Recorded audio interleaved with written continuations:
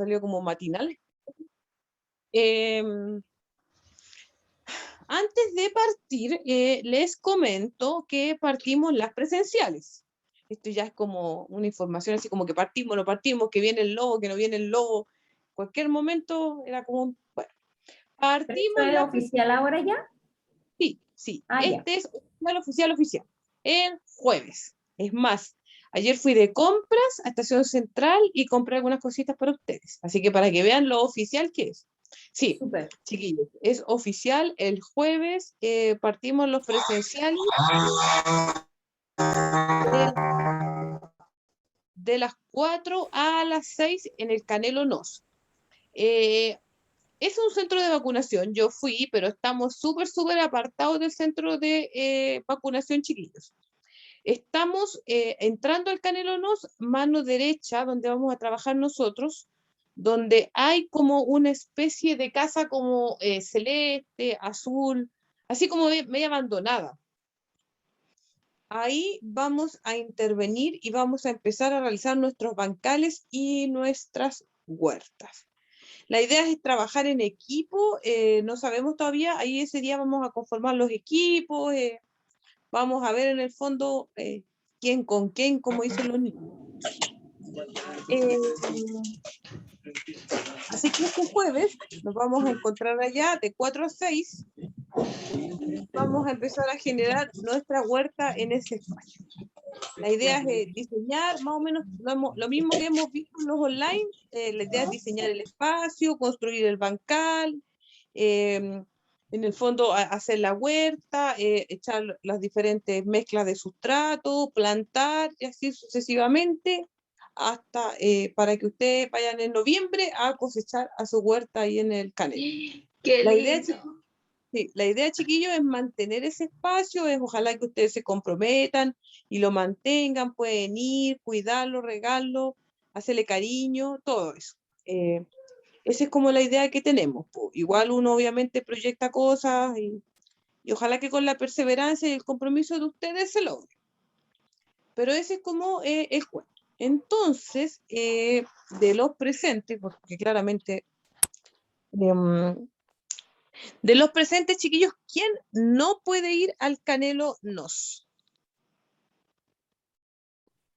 Yo tengo que ver, yo dependo de mi pega, entonces si tengo mucho trabajo ese día, no voy a poder ir.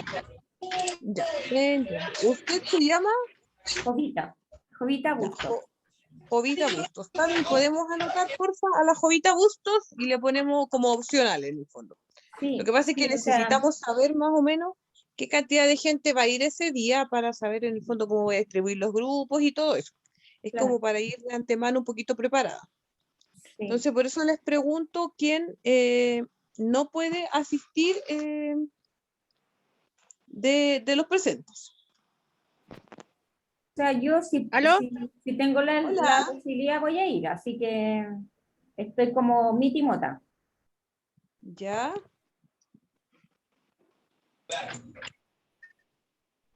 Yo no. Hola. Hola. Yo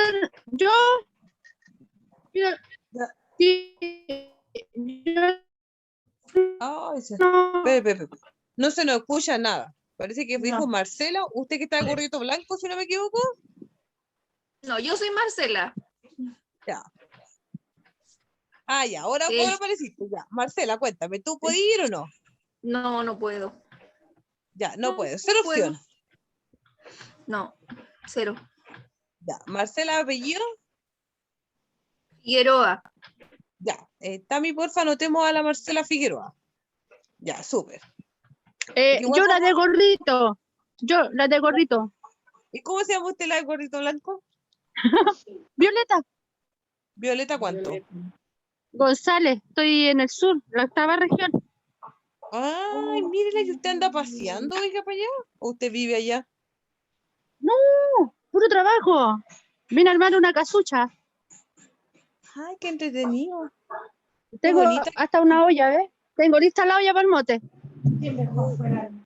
Anotemos a la Violeta González igual, por fin. Ya, porque quédate adentro afuera, no puedo estar abriendo la puerta y se va. Ya, chiquillas, chiquillos, ¿alguien más de los presentes que no pueda ir al Canelo de Nos el día jueves? Igual voy a hacer la pregunta al final. Esto es como, por si se arrepienten. No. Para en el fondo tener el conteo. La Luz María Moreno. Levante la mano. Luz, díganos. Hable nomás. Yo tampoco podría ir el jueves. Ya. ¿Pero solo por este jueves o todos los jueves? Este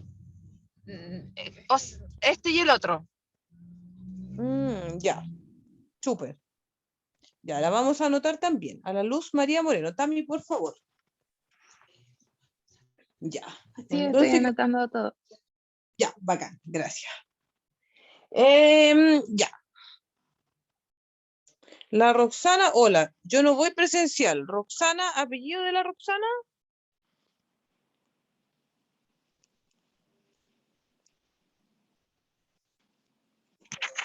¿Aló, se escucha? Sí, se escucha. Hola, Roxana Sea. Ya, hola Roxana. ¿Tú tampoco vas a ir en general a ningún presencial o solo este No, jueves?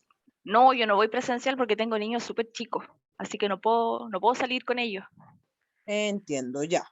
Súper. Entonces te vamos a dejar anotar porque en el fondo como hay personas que no pueden ir solo hoy día, entonces como para tener esa referencia. Ok, gracias. Súper. Gracias a ti. Ya, chiquillos, entonces en un ratito más vamos a volver a hacer la pregunta y ustedes me dirán, ¿acepto o no acepto? No. Ahí vamos a ver si es que más ratito, Tami, si se conecta don Bernardo, en el fondo no sé, pero don Héctor me dijo que a lo mejor se comentaba y le damos un ratito la palabra. Yo, Natalia, ¿Sí? yo, Marlene, yo podría ir este jueves. Ya. ¿Ya? Confirmo, por si acaso. Súper, ya, sí. Ya. Gracias, Marlene. Ya, de nada. Sí, la idea, chiquillos, que vayan, porque la idea del práctico es, por supuesto, poner en práctica, valga el uso redundante del término, todo lo que más o menos hemos aprendido aquí. Pues igual, obviamente, metiendo las manos a la tierra, se aclaran un poquito más las dudas. Y también yo lo veo como una manera de distraerse, quizás un poco, salir de la rutina, volver al contacto humano, nos vamos a saludar de lejos, pero por último ya uno como que ve a otras personas, porque últimamente, bueno, yo lo único que veo son plantas. Pero en fin, partimos hoy día. Ya, ¿se acuerdan que estábamos viendo plagas e enfermedades y nos habíamos quedado hasta enfermedades, el power pasado? Terminamos de ver la arañita roja que era la anterior. Entonces, les parto contando que las enfermedades de las plantas son las respuestas de las células y tejidos vegetales a los microorganismos patógenos, o a factores ambientales que determinan un cambio adverso en la forma, función o integridad de la planta y pueden conducir a una incapacidad parcial o a la muerte de la planta y sus partes. Chiquillos, les cuento. Básicamente, para mí, las enfermedades se dividen en tres. Saco como, en el fondo, una diferenciación entre tres grupos de enfermedades, no así en las plagas. Tenemos el primer grupo, en el fondo, que son las causadas por agentes patógenos o hongos. En el fondo, para mí, el primer grupo de enfermedades importantes es las que generan los hongos. Si bien los virus y las bacterias también generan una gama de enfermedades, que lo vamos a ver en un ratito más, siento que la más, no sé si importante en relación a la huerta, pero la que más se presenta en el caso es la por agentes patógenos. Después tengo otro grupo importante que es las que se generan por falta de algún componente mineral que necesite la planta para su subsistencia, reproducción y así también creación de sus frutos. Entonces, tenemos en el fondo, agentes patógenos, hongos, bacterias, virus. Tenemos la por falta de nutrientes, en el fondo. Y las últimas serían por algún factor adverso de índole ambiental. dícese de heladas o también dícese de plantas quemadas, el viento, plantas que se hicieron tira. Ahí hay un grupo importante de factores medioambientales que en el fondo generan que obviamente una planta no se desarrolle de manera correcta e indicada. Vamos a ver un video que es la continuación del video que vimos hace un ratito, o sea, la clase pasada, donde más o menos el señor nos habla de las enfermedades. Así que ahí la Tami nos lo está poniendo.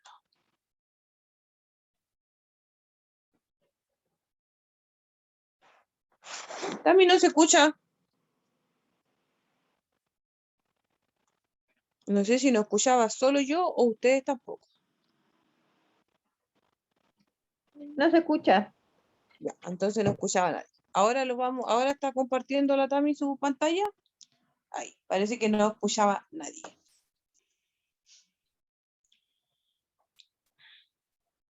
Es un video que es la continuación de la parte anterior que vimos. Uno de los factores más importantes para el desarrollo de tu cultivo y el éxito en tu producción es el control de plagas y enfermedades. En esta ocasión hablaremos de enfermedades.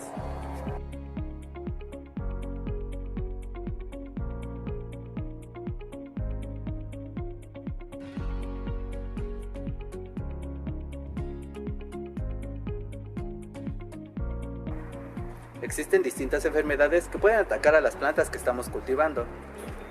Estas se caracterizan por ser de origen infeccioso, causadas por microorganismos, y no infeccioso, causadas por factores ambientales o externos.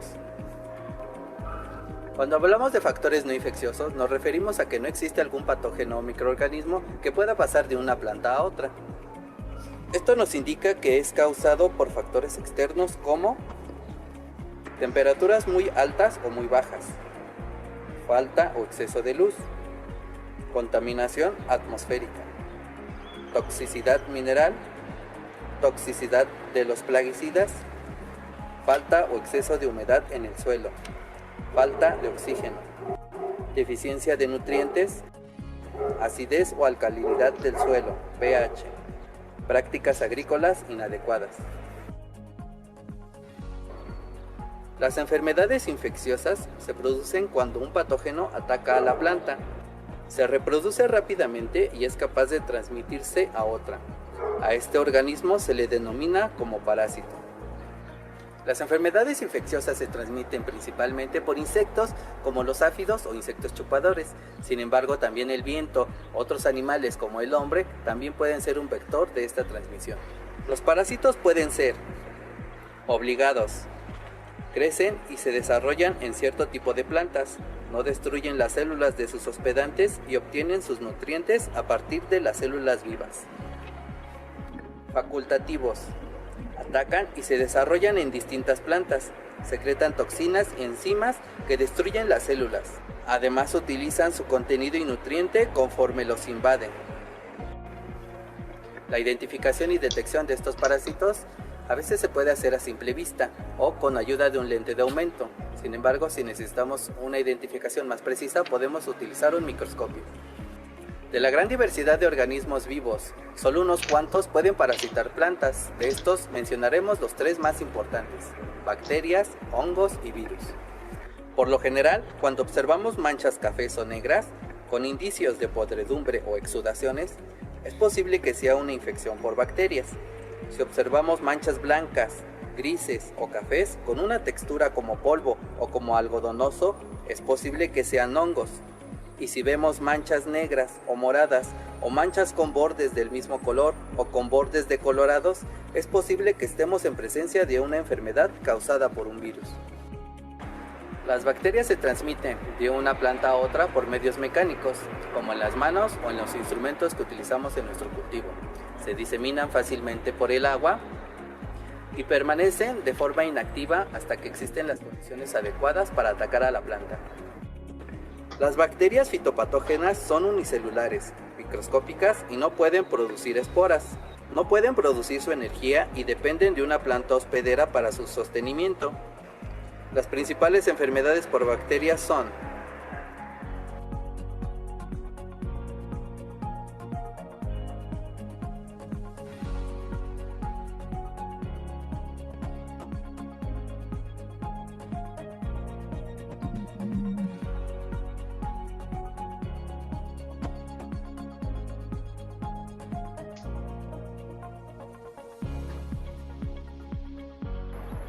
Los hongos son organismos filamentosos simples, no tienen clorofila y dependen de una planta hospedera para obtener su alimento. Son más grandes que las bacterias y se identifican con mayor facilidad. Algunas de las estructuras que producen se pueden ver a simple vista y sirven en su identificación. Las esporas se diseminan fácilmente por medios mecánicos, por el aire o por el agua. Los hongos se transmiten a partir de suelos o sustratos contaminados a una planta o a una parte de esta, por lo que se deben de eliminar, ya que estas son fuentes de infección. Las principales enfermedades causadas por hongos son mildios. Tienen como resultado el crecimiento de hifas fúngicas en los tejidos vegetales. Se adentran en los tejidos de hoja, tallos y frutos y no solo permanecen en la superficie. Al ser un endoparásito, no apreciaremos su estructura hasta que los daños producidos en la planta sean considerables.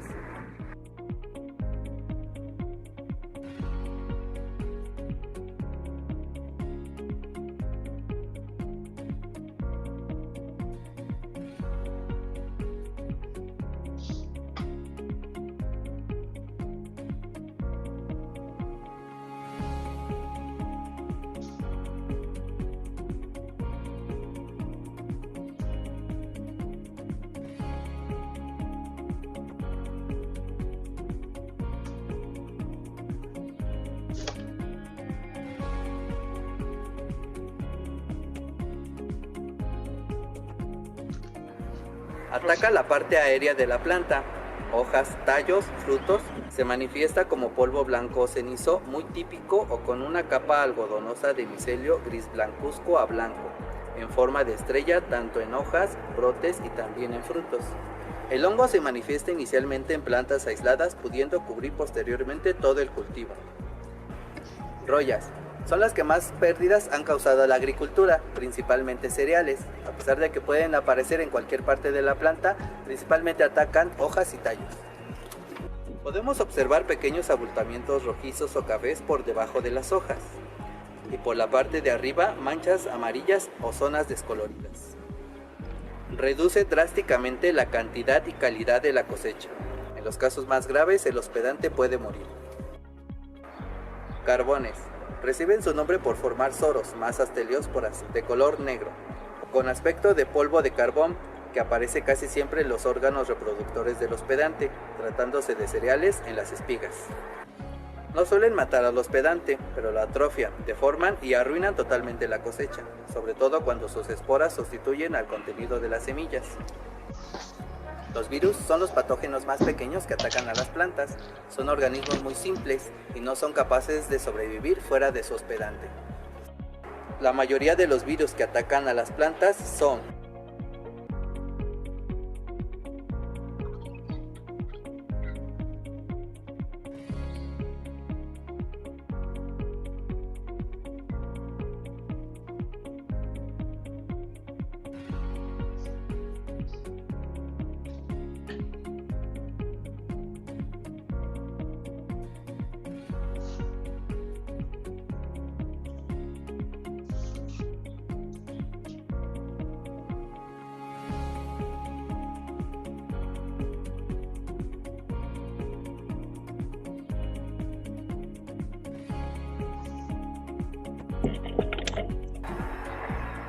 Ahora que ya sabes cuáles son las enfermedades, puedes reconocerlas dentro de tu cultivo. En el siguiente video veremos cómo controlar plagas y enfermedades dentro de tu cultivo. Recuerda compartir el video y seguirnos en redes sociales. Hasta la próxima. El número 4. Esos son los que tengo. No tengo más. Súper. Chiquillos, chiquillas. Yo sé que el video es un poquito extenso, quizás, como que ustedes vieron y como que en el fondo lo ven un poquito dificultoso. Es básicamente, yo sé que es un poco técnico el video también, pero es básicamente para que vean el espectro de enfermedades que puede tener una planta. Pasa que a veces a uno mismo le dicen, oiga, profe, sabe que tengo una planta y resulta que tiene una manchita media café, así, y con unos puntitos, pero que como que la hoja se arruga, pero yo no sé muy bien qué puede ser. Uno, la verdad que no es que no quiera ayudarlo, es que simplemente queda donde mismo, porque con ese diagnóstico Por este tomando en lado. cuenta tantas enfermedades que hay, uno no puede decir, no, lo que pasa es que tu plantita tiene roya, o no, tu planta tiene esto. Entonces, por ejemplo, la gracia del video es que ahí uno ve todo el espectro de enfermedades que puede tener una planta. Chiquillas, dudas, consultas, preguntas en relación al video, algún término que no haya quedado claro, algo.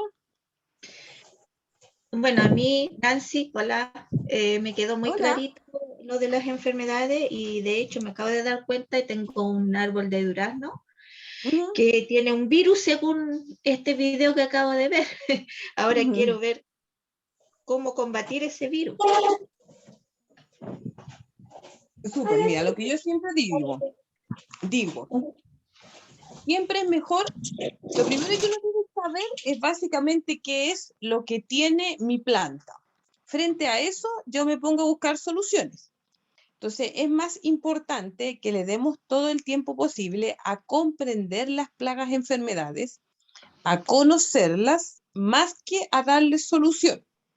También yo, más adelante, en este mismo Power, viene un documento de biopreparados y ese tipo de cosas. Pero siento que al principio es más importante decir, hoy ¿sabes qué? Tengo una planta que tiene oidio, por ejemplo. Entonces después yo digo, ¿cómo combato el oidio? Y frente a eso, yo ya puedo buscar una solución en internet. Pero si yo no sé que mi planta tiene oidio, no puedo buscar ninguna solución.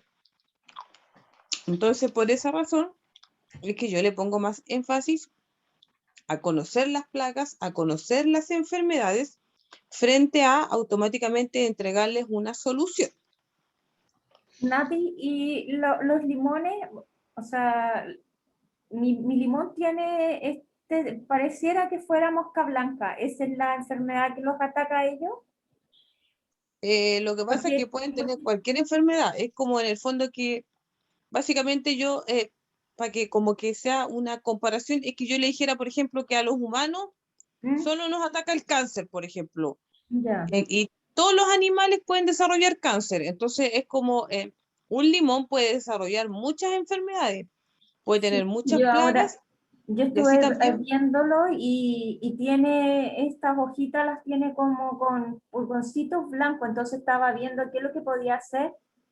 Entonces yo decía, a lo mejor es la mosca blanca, pues porque como son tan chiquititas y está blanco en el fondo la hoja, entonces pensé Que que puede esa que era tenga como oído también, puede que tenga problemas fúngicos. Por eso uno siempre les pide como una foto, como una imagen, porque ya. por lo mismo la comprensión así es muy difícil. Puede tener tantas plagas diferentes, puede tener conchuelas, por ejemplo, también. Puede Ya. tener alguna enfermedad, entonces es como difícil saber con esa descripción qué es lo que tiene. Le voy a sacar una foto. Ujú, Gracias.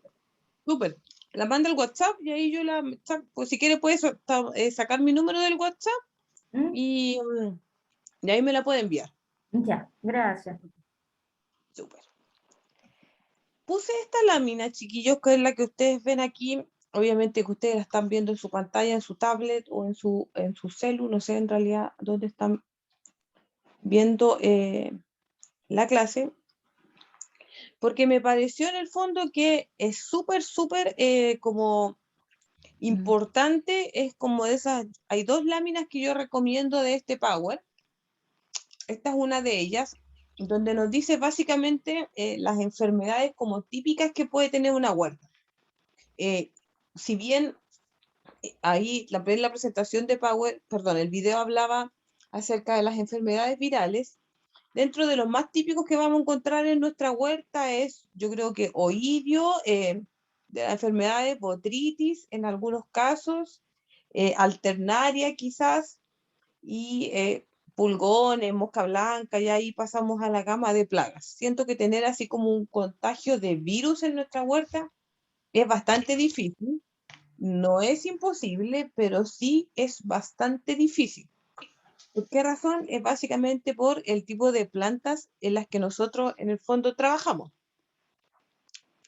Entonces siento que esta lámina nos ayuda mucho a comprender los diferentes tipos de, sea de plagas o enfermedades que puede tener en diferentes especies, porque podemos ver que la lámina tiene tomate, por ejemplo, tiene hojas de zapallo, tiene hojas de fresa, arvejas. Entonces siento que es una lámina que uno debe tener a mano o debe tenerla en el fondo para consultar cuando tenga alguna plaga. Más adelante viene el grupo de los en el fondo, cómo yo genero bioinsecticidas, bioestimulantes para atacar estas plagas. Tami, ¿me avanzas, por favor? Natalia, mira, ¿puedo hacer un comentario? Sí, por supuesto, Ya, mira, como siempre. Mira, lo que pasa es que las plantas son, mira, por un ejemplo de humanos, que si están mal alimentadas, mira, el humano, por ejemplo, si está mal alimentado, su sistema inmune, ¿no es cierto? No se, ¿cómo se dice? No le hace la pelea. No protege.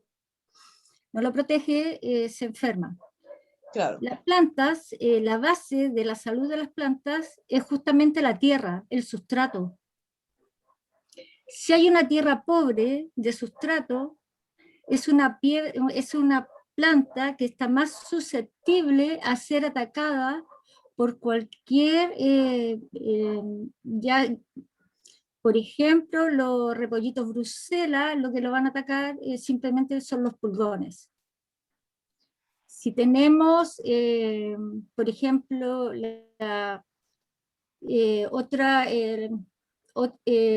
brotes muy tiernos, van a llegar los pulgones. Y una planta muy, muy nutrida, el pulgón de verdad no llega. ¿Y sabes por qué? Porque tiene los tejidos más duros. En ese sentido, cuando nosotros aplicamos químicos al jardín, eliminamos todos los controladores biológicos que pueden haber. Y ahí está el error que a veces cometemos. Y cuando nosotros vemos una planta que está afectada, podríamos hacer un control manual que se llama, que es sacar la hoja. Si nosotros sacamos la hoja, pero no la vamos a dejar ni en el compost, no la vamos a dejar en el jardín, sino que la vamos a eliminar con la otra basura que es contaminante, porque si la dejamos en cualquier lugar se va a propagar. Y quizás ese control manual va a evitar que toda la planta sea afectada, pero para eso tenemos que estar constantemente mirándolas. Si las vemos un poquito tristes o un poquito distintas, algo le está pasando. Si ya la planta no brilla tanto, es porque se está afectando por algo. Y al tener este sustrato, vamos a utilizar menos productos para poder mantenerla, y bueno, todo lo que tú vienes a continuación es fundamental porque no son productos químicos, y ahí podemos ir controlando.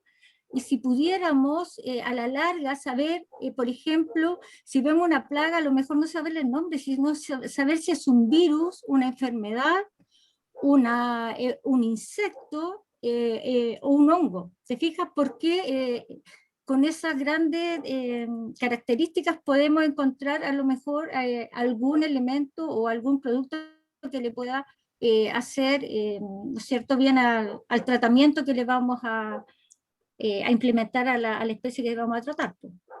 ¿Mm? Eso les podría, porque los nombres son todos científicos y es muy difícil aprendérselo, y además no son plagas que, como dices tú, que las tenemos constantemente en el jardín. Y otra cosita, y con esto termino, miren, saben que Chile, como tenemos mar, cordillera, desierto y hielo, somos uno de los países, islas que se llaman, donde estos 4 elementos nos protegen tanto de todas las plagas, que somos un país que es como, a diferencia de los países que no tienen cordillera, que no tienen elementos naturales que les pueda servir barreras biológicas se llaman esas. de estas barreras. Barreras biológicas naturales se llaman esas. Son más susceptibles, es que nos... por ejemplo, el mar va a permitir que, por ejemplo, no nos va a llegar insectos, sino desde la forma transporte humano. todos estos productos que traen de otros países, por eso también llegaron insectos que no son nativos, y estos insectos llegan más agresivos y llegan eliminando a los que son nuestros Nativo, propios sí. Pasa en el caso insectos. del abejorro. Eso Claro, también es una pega importantísima, por importantísima que hace la ejemplo, gente de SAC por- también. Ahí, aparte de nuestras exactamente. barreras naturales, como lo comenta usted, la gente de SAC hoy día hace una pega tremenda, chiquillo. Eh, hay, hay nuevamente mosca de la fruta, no sé si han Con la visto mosca de la fruta, sí, sí, recolectando muestras y eso. La gente de SAC es. hace un trabajo tremendo. El SAC es muy temido cuando entran turistas y esas cosas. Entonces, en el fondo a mí me ha tocado, bueno, yo he salido de Chile hartas veces y me ha tocado entrar Tienes que y declarar siempre lo todo lo aclaro. que, claro, uno Sí, declara pero todo lo que SAC, trae como claro, alimento y cosas así. hace una, Eso, hace una eso, pega bueno, increíble. ya, pues, eso quería compartirte. Gracias, Sí, chao. gracias.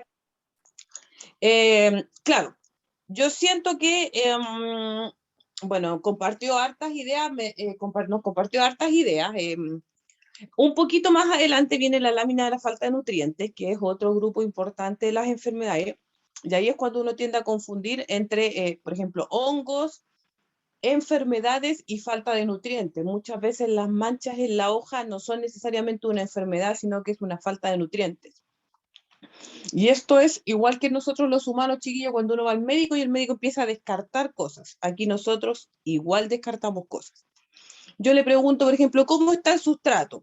Y usted me dice, no, que no lo he cambiado, no, que no sé qué, que como que la planta lleva harto tiempo, entonces yo ya sé que tiene un sustrato quizás que le faltan nutrientes. Entonces ahí entramos a abonar, entramos en el fondo a hacer un poquito de esa pega. Pero en el fondo siento que obviamente entre mayor conocimiento tengamos, mejor y más vigorosas y más fuertes van a estar nuestras plantas. Así que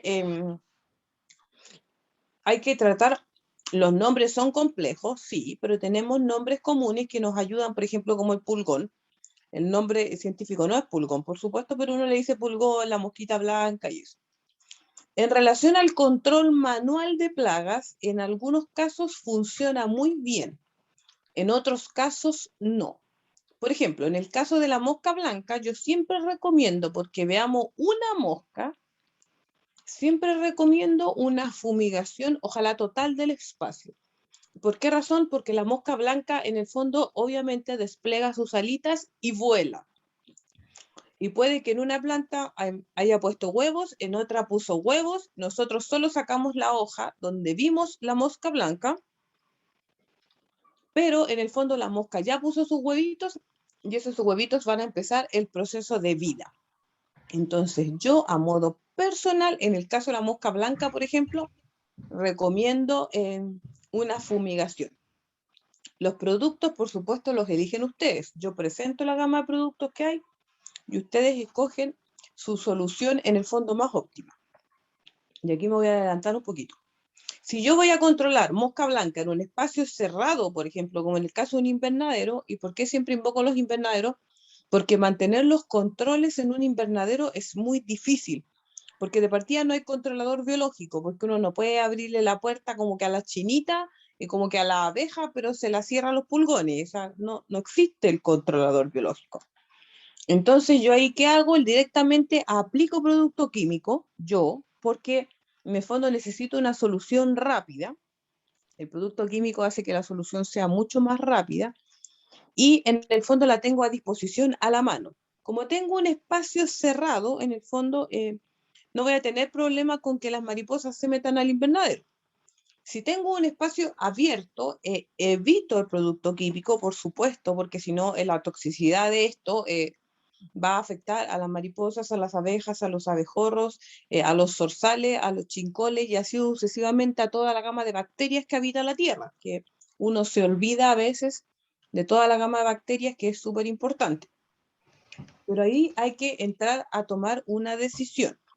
Entre más información tengamos, obviamente mejor va a ser la decisión que tomemos. Entonces ahí la idea de estas láminas, como por ejemplo la que vemos en pantalla, que es a grandes rasgos enfermedades de hongos, es que nos ayudan un poquito a diferenciar las enfermedades de manera bien gráfica. Por ejemplo, nosotros perfectamente podemos comparar nuestra hoja de tomate, invoco al tomate porque se parece, entonces yo puedo mirar mi hoja de tomate, puedo mirar mi lámina y más o menos puedo saber lo que tiene.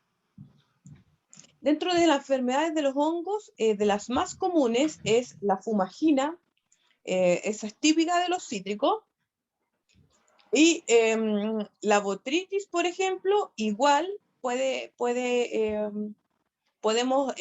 tenerla presente en nuestros cultivos.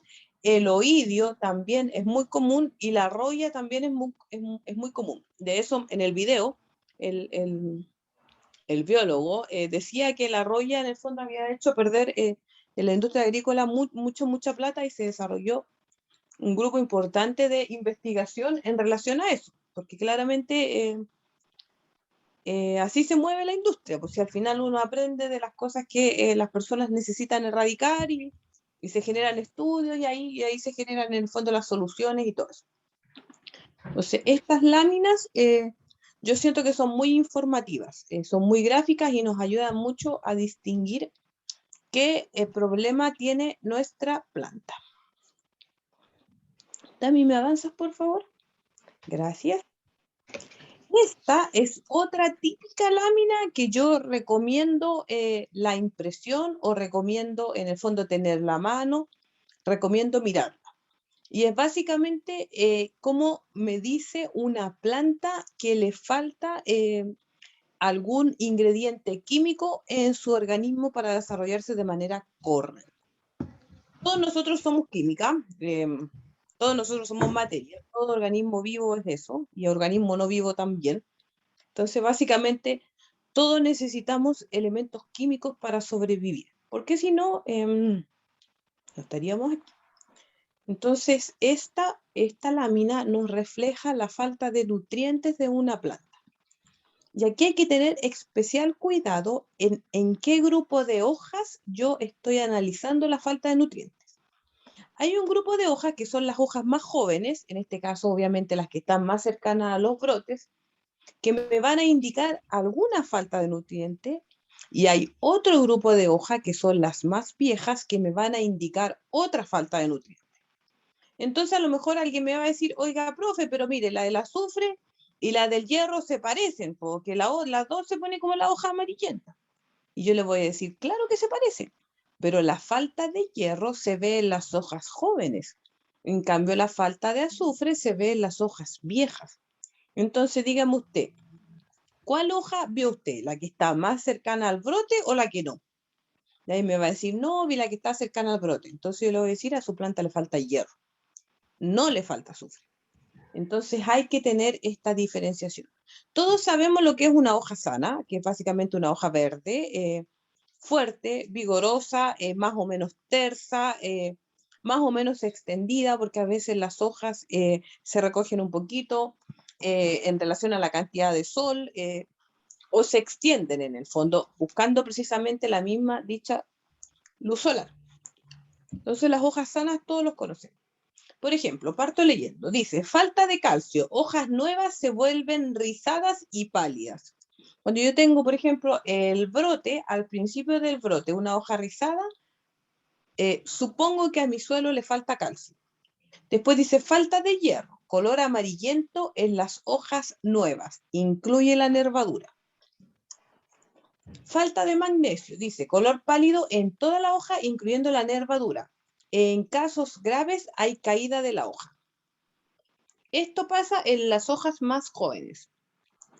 No es normal que una hoja joven se caiga, por ningún motivo. Siempre las hojas que se tienen que caer o que se tienen que ir secando son las hojas más viejas. Entonces, si yo tengo una planta y se le están cayendo las hojitas jóvenes, es porque puede que a mi planta le esté faltando magnesio. Falta de potasio, dice, pequeños agujeros en las hojas se vuelven delgadas, o sea, pierden turgencia. Falta de nitrógeno, dice, las hojas viejas toman un color verde pálido y amarillento, que empieza su avance desde la punta. O sea, cuando yo empiezo a ver que las puntitas de la hoja se empiezan a poner amarillosas y esto avanza, significa que le falta nitrógeno. Falta de fósforo, dice, las hojas se tornan amarillas con zonas muertas y su avance acaba con la hoja rápidamente. Es similar a la falta de nitrógeno. Claro, pero la diferencia es que la falta de fósforo hace que la hoja se vaya secando. En cambio, la falta de nitrógeno, la hoja se va decolorando, se va poniendo verde pálido. Y por último tenemos la falta de azufre, que dice poco desarrollo en las plantas. Se ven plantas enanas, atrofiadas. Las hojas se tornan amarillas, se puede confundir con falta de nitrógeno. Sí, también. Pero ¿cómo yo diferencio el porte de la planta? Si yo tengo una planta que tiene que crecer, por decir, 50 centímetros de alto, 40 centímetros de alto, como es el caso de un pimentón, y yo tengo un pimentón de 10 centímetros, que me está dando pimentones, claramente mi planta no está creciendo de la manera indicada. Entonces, o es falta de azufre, o básicamente es que mi cantidad de sustrato es muy poca. Ahora ustedes me van a decir, ¿y cómo corregimos la falta de nutrientes? En el próximo Power, que vamos a ver en un ratito más, viene toda esa corrección, las cosas que yo puedo hacer para erradicar, en el fondo para incorporar nuevos nutrientes a la planta. Pero si yo tengo un suelo equilibrado, aboné mi huerta, le eché compost, la airé, la revolví e hice todo ese proceso que hemos hablado, yo no debiera tener falta de nutrientes. Entonces, si aún así mi planta no está sana, yo automáticamente sé que mi planta tiene una enfermedad o tiene una plaga. Si yo veo los bicharracos, pulgones, arañitas, chanchito blanco y demás, claramente mi planta tiene una plaga. Si yo no veo los bicharracos, claramente mi planta tiene una enfermedad. Y ahí yo distingo qué tipo de enfermedad puede tener. Puede ser por hongo, puede ser bacteria o puede ser por virus. Si no distingo nada, no, si uno siempre distingue, chiquillo, hay que darle ojo a los pequeños detalles, porque es ahí donde hacemos la diferencia. Dudas, preguntas, consultas.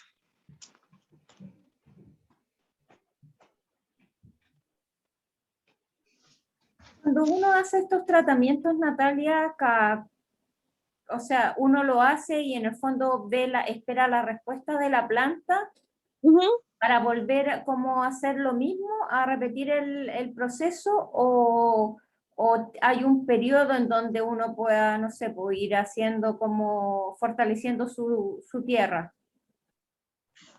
Mira, en el caso de los abonos, cuando uno abona, lo ideal es hacerlo, por lo menos yo lo hago antes de armar la huerta. Yo mi huerta la muto 2 veces en el año, entonces cuando yo vacío mi bancal, tomo esa tierra, la reparo con compost, le vuelvo a echar viruta, la aireo, la dejo descansar un tiempo y después vuelvo a replantar.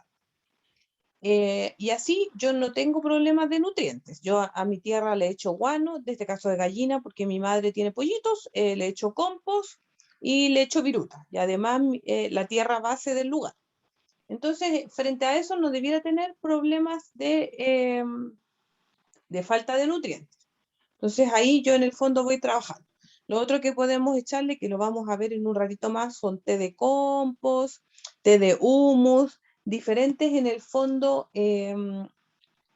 diferentes tés, por expresarlo de alguna manera, para que la planta vaya absorbiendo los nutrientes. Por ejemplo, algo tan simple como en la falta de potasio, por ejemplo, es tomar una cáscara, es hacer un hoyito, meter una cáscara de plátano, taparla y seguir regando la planta de manera natural o como de costumbre, por ejemplo, y ahí la planta va a empezar a fortalecerse si es que le falta potasio. Eso lo vamos a ver en un ratito más, en el fondo, de manera más minuciosa. Nati, ¿y cuando tú acidificas tu tierra? Porque yo tengo unas hortensias y ahora están, bueno, un gato igual me hizo como, me las dejó como medias destruidas, pero yo hice el tema del agüita con el ácido muriático. ¿Ya? 2% de ácido. Sí, sí. Y quería saber eso, ¿cada cuánto tiempo lo tengo que repetir como para que, cuánto le dura la acidez en el fondo? No, tienes que regar con eso como si regaras normalmente. O sea, si riegas una vez a la semana, una vez a la semana, eso reemplaza el riego en el fondo. Otra Ya, cosa que puedo echarle, que después lo leí en el chat, son las acículas de pino. Los pinos no generan hojas, como nosotros creemos. Genera una estructura que se llama acícula. Así se llama. Entonces uno recoge estas acículas, alias hojitas de pino, para que sea un poquito más comprensible, y las deposita en la tierra, las mezcla, y al ir regando, automáticamente las acículas de pino son ácidas. Entonces tienden a acidificar el sustrato. ¿y esto, el ciprés, tendrá la misma característica? Lo que pasa es que tendrías que enviarme una foto para, en el fondo, comprender a qué le llamas ciprés. Ya, Porque a veces pasa que, por ejemplo, me dicen, no, yo tengo un ciprés, y yo le digo, sí, cumple la característica, y resulta que no es ciprés, po. Entonces, por eso ya. yo, en el fondo, pido la foto para tener la certeza de que sí le va a servir. Ya, ya. A mí se va la Carlita. Se va, ya. El último Se le va, ya ítem viene. como importante, No, que vaya. directa relación con las enfermedades, son los agentes naturales, que es lo que vemos ahí. Básicamente tomé estas 3 láminas de internet y nos muestra la primera, a mano izquierda, un tomate que está helado. Yo se me heló mi invernadero y todos mis tomates estaban así. Es un olor bien característico. Y lo que yo hice es que coseché mis tomatitos y los coseché con el dolor de mi alma, los puse en una bandeja y los dejé madurar. Todavía estoy comiendo tomates, en el fondo estoy vendiendo el kilo a 5.500, entonces nadie me compra, por ende todos los tomates son míos. Y sigo comiendo tomates. Una planta helada, básicamente, no, les voy a contar un poquito el proceso técnico de la helada. Las plantas en su interior tienen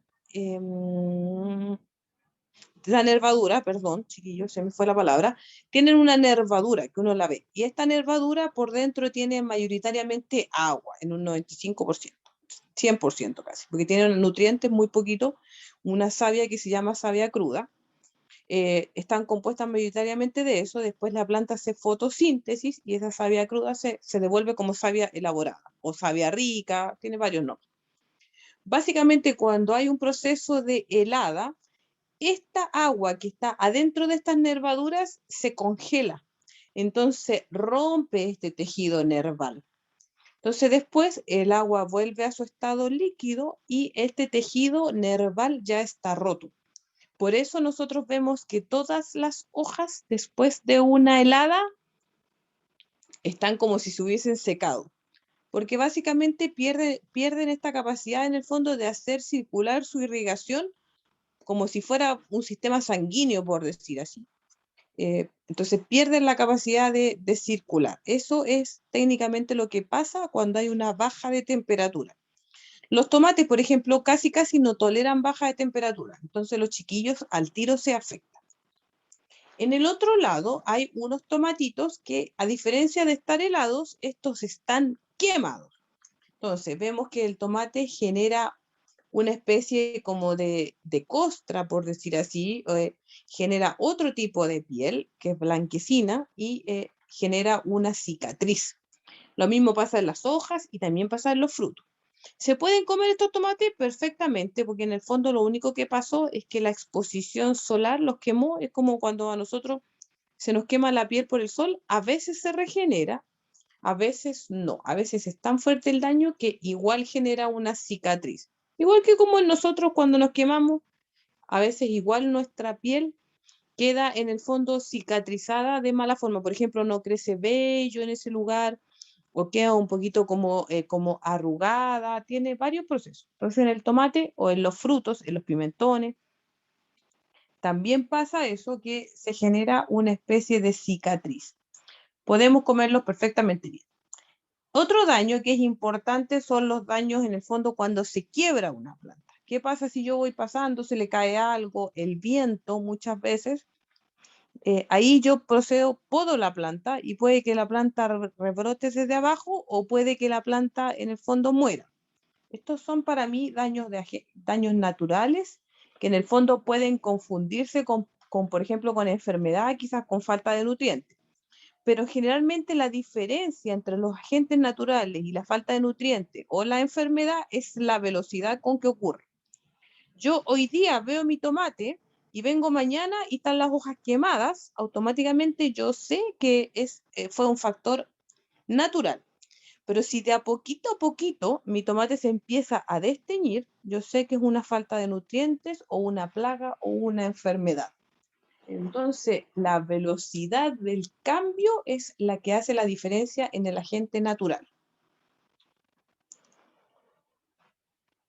¿Dudas, preguntas, consultas? No, quedó todo muy clarito. Súper. ¿También me avanzas? Gracias. Ya.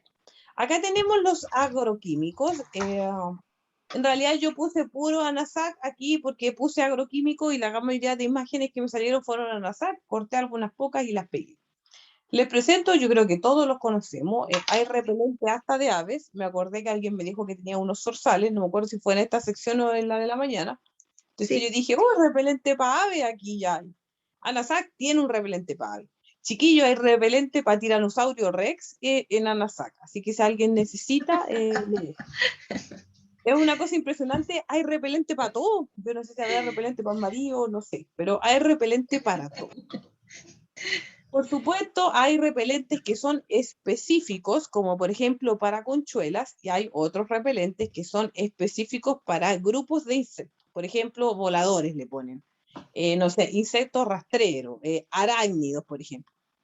El tema de agroquímicos, yo no, y he tenido quizás como algunos percances con algunas personas, en general lo digo en mi vida de las huertas, yo no soy tan cerrada a ocupar los agroquímicos. Creo que cuando uno tiene una huerta, se ha sacrificado o ha trabajado y llega la mosca blanca, por ejemplo, a tu huerta y se queda ahí y tú empezás a desarrollar estas soluciones de tirarle jabón o de agua bendita o de encomendarte a los dioses, y tú veis que tu huerta todos los días está peor y toda tu pega se va a ir a piso, yo voy a Sodimac, me compro un insecticida contra mosca blanca y se lo aplico. Porque no voy a perder todo mi trabajo. Exacto. Es simplemente por un tema de desgano, porque igual es fome cuando tú trabajaste, como que lo hiciste, le pusiste tanta expectativa, y resulta que después como que no cosechaste nada, pero nada de nada de nada, entra la frustración, a todos nos pasa. Sí. Entonces yo le tiro agroquímico. Sé que no es una solución, o sea, no estoy invitando a nadie que mañana vaya a Sodimac y se compre acciones en ANASAC, no, para nada. Es mucho mejor siempre la solución biológica que viene de aquí a continuación, que son como 10 diapositivas. Pero también lo puse porque siento que también puede ser una opción. Nunca hay que abusar de los químicos.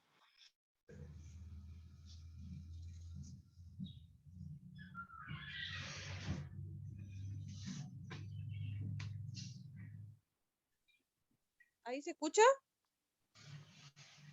Sí, ahora sí. Se me había ido la...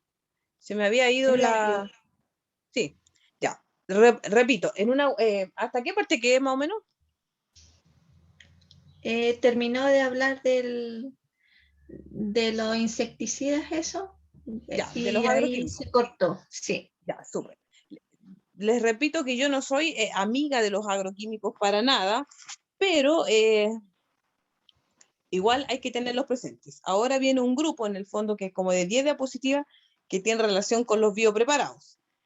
Que básicamente ustedes me van a preguntar, ¿y qué son los biopreparados? Yo les voy a leer textualmente la definición. Dice, los biopreparados son productos elaborados a partir de restos de origen vegetal o sustancias de origen mineral o animal que ayudan a disminuir los problemas de plagas y enfermedades o mejorar el desarrollo de los cultivos, ya que según la función poseen propiedades nutritivas para las plantas, repelentes y controladores de insectos o curativas de enfermedades.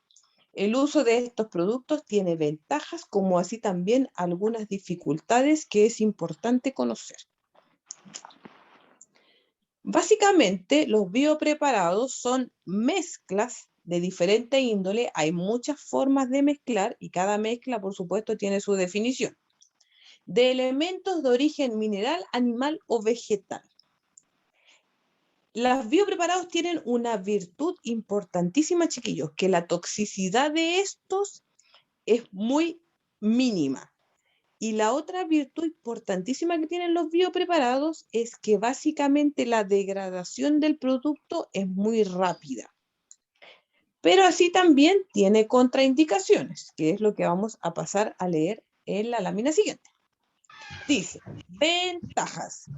Son conocidos y preparados por los propios agricultores, lo que disminuye la dependencia de los técnicos y de las empresas. Claro, uno puede preparar su biopreparado en la casa, no necesita ir a Easy, a Sodimac, a la semillería Juanita, a comprar los productos. Dice, se basan en el uso de recursos que generalmente se encuentran en la quinta o en la zona, lo que constituyen una alternativa de bajo costo. Claro, por ejemplo, cuando yo hago purines o cuando yo hago, no sé, enraizante de lentejas, por ejemplo. Claramente es de bajo costo. Dice, casi no requieren energía a base de combustibles fósiles por su elaboración, para su elaboración. No necesitamos grandes plantas químicas, ni tener mucha luz, ni gastar petróleo para generarlos. Suponen un menor riesgo de contaminación del ambiente ya que se fabrican con sustancias biodegradables y de baja o nula toxicidad, que era lo que yo les comentaba al principio. Su rápida degradación es favorable pues disminuye los riesgos de residuos en los alimentos. Esas yo siento que son las dos ventajas primordiales de los biopreparados. Dice, varios actúan rápidamente e inhiben la alimentación de los insectos. Además, las plagas desarrollan resistencia más lentamente a los biopreparados que a los insecticidas sintéticos. Obviamente las plagas desarrollan más rápido, mutan más rápido para los compuestos en el fondo químicos que para los biopreparados, que también es química. En el fondo tenemos ahí un poquito el concepto errado de decir que esto no es química, por supuesto. El hacer caldo sulfocálcico, que está como bien nombrado ahora, es pura química, es pura combinación de productos químicos. Pero en el fondo es una química natural que se da de manera natural en clima y temperatura. Uno no necesita un laboratorio para fabricar. Desventajas. También tienen desventajas. Esto no es la polla gol, no es la pola llegar y llevar. Dice, el proceso de elaboración puede demandar cierto tiempo y muchas veces los ingredientes necesarios no se encuentran disponibles todo el año, por lo que su preparación debe ser planificada. Claro ejemplo, chiquillos, el purín de ortiga. Hagamos purín de ortiga, súper, hagamos purín de ortiga. ¿Y de dónde sacamos ortiga? Porque justo no es el tiempo de la ortiga. Entonces uno dice, hace relación a una desventaja, que en el fondo tenemos que tener referencia lo que encontramos en nuestro entorno para así hacer el biopreparado. Después dice, pese a la facilidad de su preparación y su baja toxicidad, el manejo de los biopreparados requiere cuidado para evitar la ingestión y el contacto con la piel, uso de guantes, que es lo que pasa en el proceso del caldo sulfocálcico. Igual puede generar alguna especie como de quemazón en la piel, igual puede generar algún riesgo para la persona que lo realiza. Para el uso de la piel, especialmente el tabaco, el duraznillo y el paraíso. En muchos casos no han sido validados con rigor científico, en especial en lo que se refiere a las dosis y a los momentos de aplicación. Como su uso está basado en la práctica, debemos recordar que las condiciones de producción o ambientación pueden cambiar y ello afecta su efectividad. Claro. No hay mucho estudio acerca de los biopreparados, de algunos, en general, hay algunos que son muy comunes, y esto se basa en la práctica, chiquillos. Aquí nosotros vamos viendo y vamos practicando. Siempre en el fondo lo que digo es tener mucho cuidado con la dosis y aplicar un poquito menos. Cuando tenemos nosotros nuestra plaga ahí en plena guerra, el proceso del biopreparado es más lento. Igual la finalidad sigue siendo matar a la mosca blanca, porque uno no está tomando la mosquita blanca con un alfilercito, la echa en un frasquito y la quiere trasladar a otro lugar para que continúe su ciclo de vida. No. Lo que uno quiere es matarla. Lo que uno quiere es, cuando dice erradicar la plaga, es simplemente eso. La diferencia es cómo yo mato mi plaga. ¿Mato mi plaga y ya? ¿O mato mi plaga y también afecto en el fondo todo el grupo de organismos vivos que conviven en mi espacio? Esa es la diferencia básicamente entre los biopreparados. Por último, dice, no siempre se puede almacenar para un uso posterior. Se degradan rápidamente, por lo que su efecto residual es bajo. Como era una ventaja que se degradaran en el fondo rápidamente en los alimentos, también es una desventaja que el biopreparado no dure mucho tiempo, porque si no, se degrada. Entonces su efectividad no va a ser la misma que al principio. También me avanza, porfis.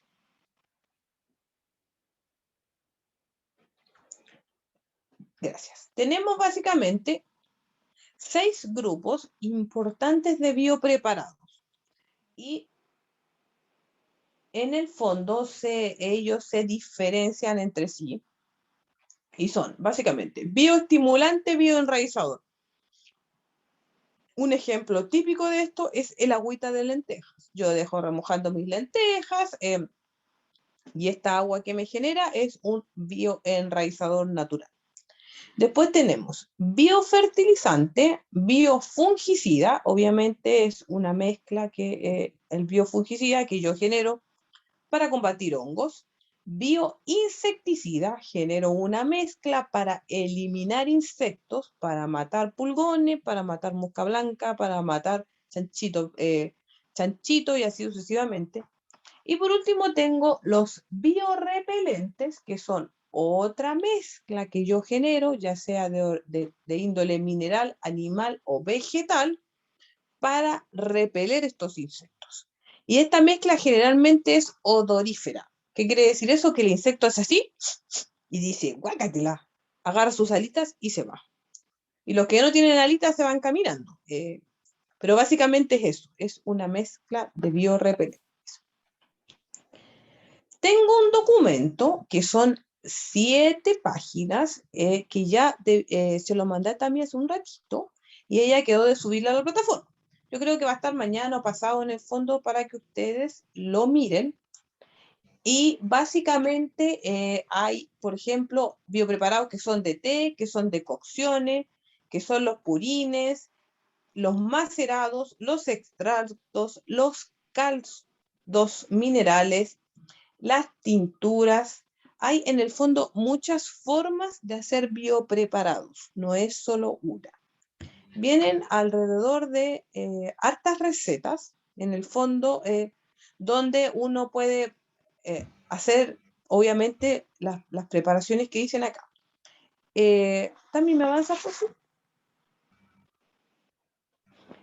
Viene en ese formato que ustedes están viendo en pantalla. Les voy a leer uno para que lo tengan de referencia. Dice, básicamente, tintura de ajo, por ejemplo. Dice, se pica una cabeza de ajo, 40 gramos, y se deja macerar de 3 a 5 días en 1 litro de alcohol blanco, o medio litro de alcohol y medio litro de agua en heladera o lugar fresco. Se puede agregar 25 gramos de cuasi amarga, de ají picante o tabaco. ¿Para qué cultivo voy a ocupar esto? Dice, hortalizas, brócoli, coliflor, tomate, lechuga, apio, maíz, arroz, frijoles, bulbos y tubérculos. Bulbos y tubérculos. Después dice cucurbitáceas, forraje y frutales. ¿Para qué sirve esta mezcla? Básicamente es un repelente de insectos preventivos. Prohíbe el desarrollo de enfermedades, bacterias, hongos, mildium, rollas, por ejemplo, que era algo que hablábamos al principio.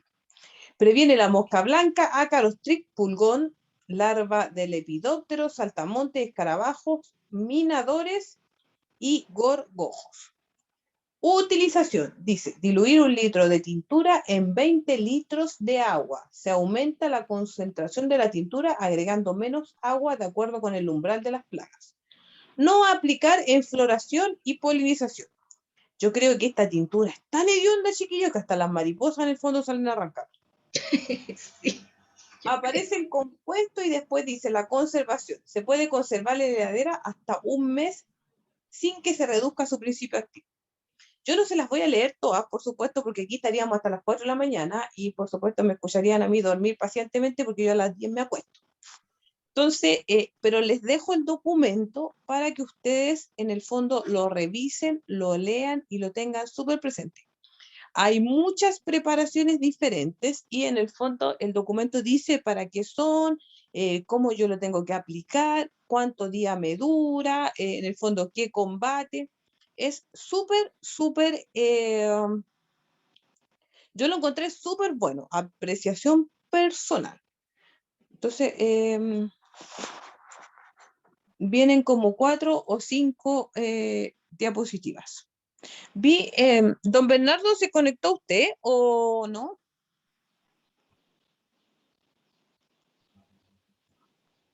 ¿Fue idea mía o no? ¿O Tami lo vi que estaba en la sala? Sí, está en la sala.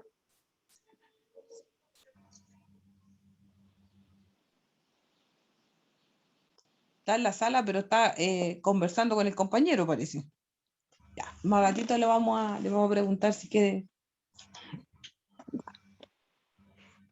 Avánzame también, por favor, hasta los bioindicadores. Ya, muchas gracias.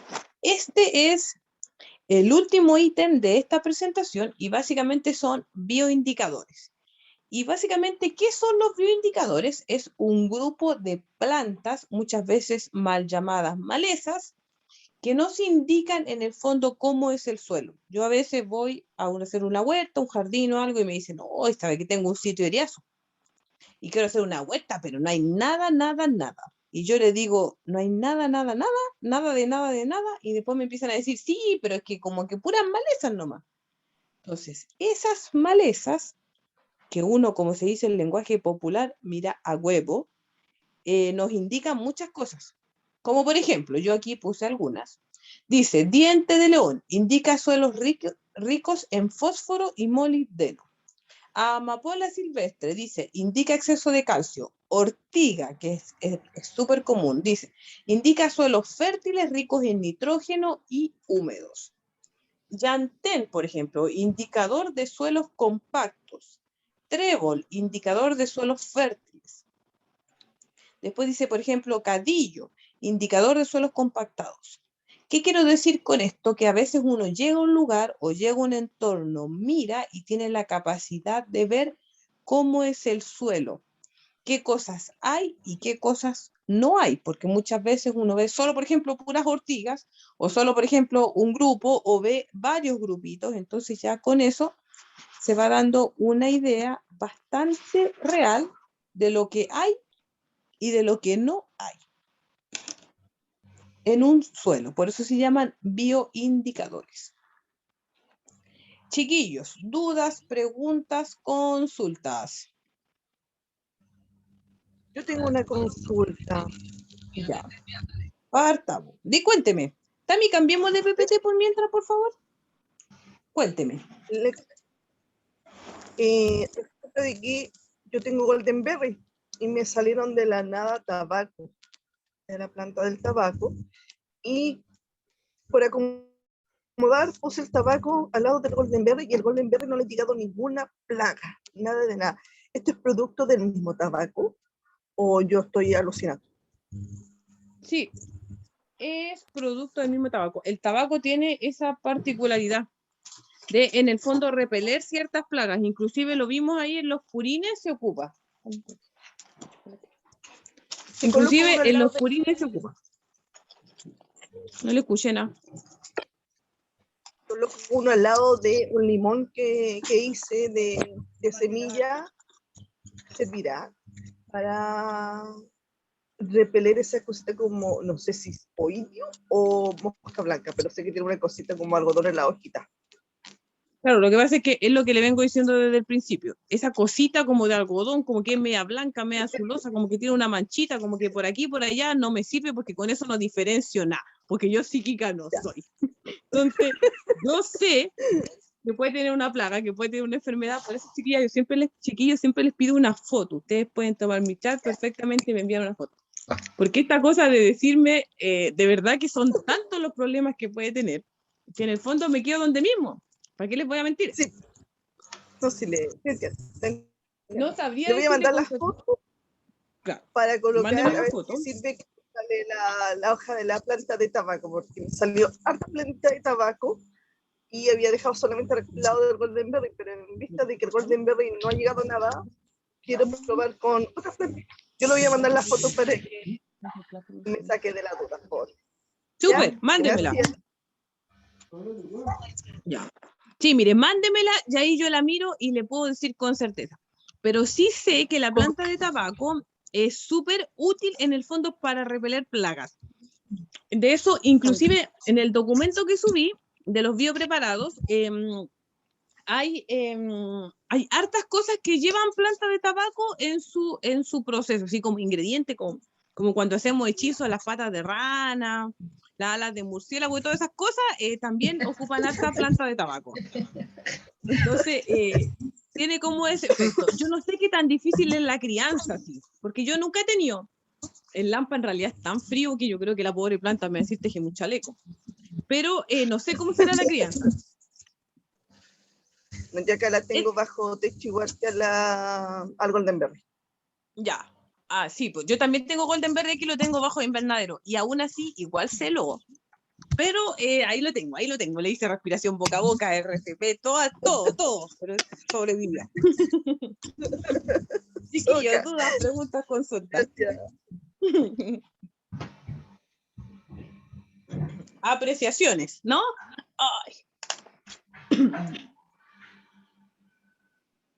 Ya, vamos a pasar hoy día a la PPT 2. Esto hoy día es impresionante la cantidad de PowerPoint que he hecho ya. Como que me canso de hablar ya.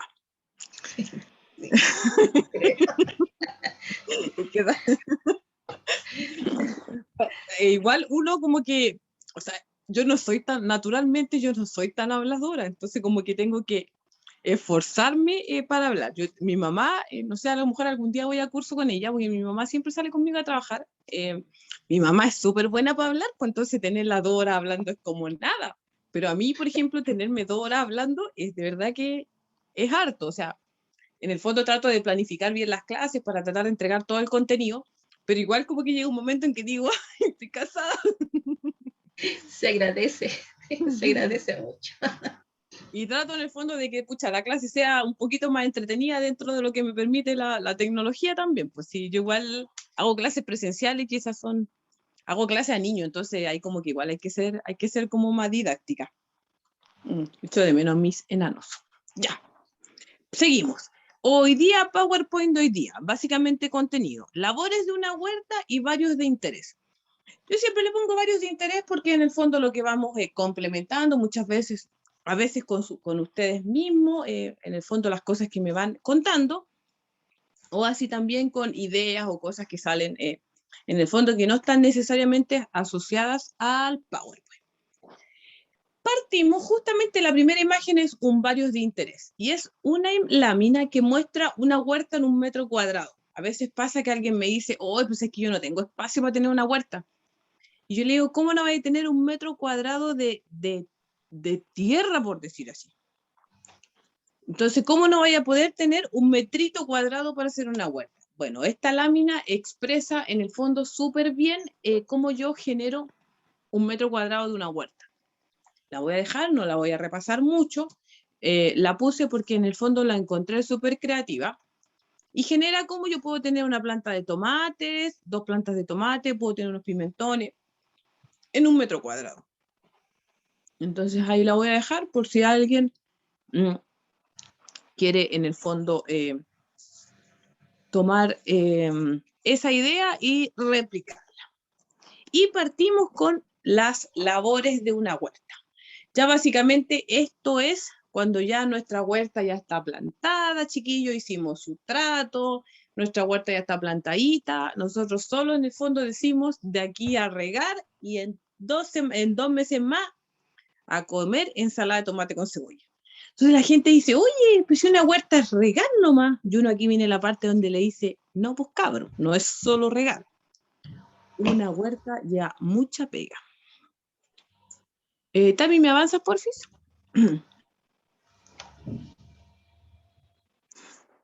Gracias. Dentro de las principales labores de riego, dentro de las principales labores de una huerta, sin duda el riego es la que se lleva, yo creo que todo el protagonismo, y es básicamente por la frecuencia en que yo riego.